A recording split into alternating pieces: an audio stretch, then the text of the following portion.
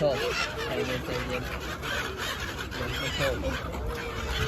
เดี๋ยวก็โชคเดี๋ยวก็มีตัวไตต้า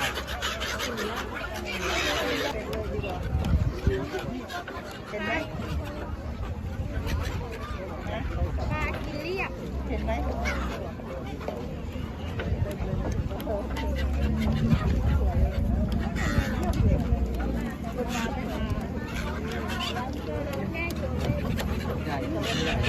ไม่เยอะ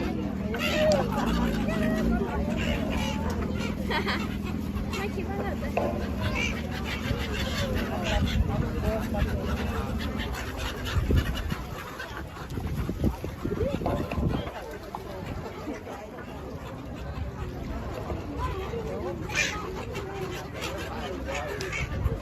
แค่ตรงนี้นกเยอะอ่ะ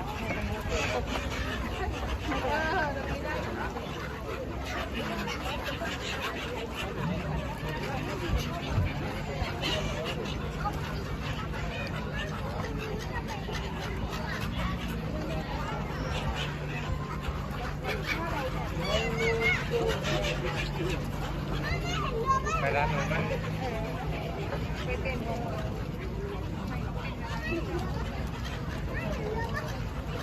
เรือที่ไหน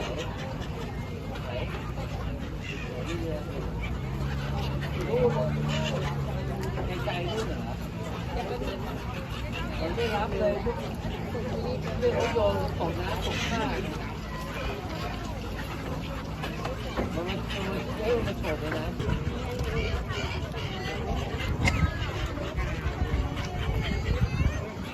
ชั่วโมงทำไมลูก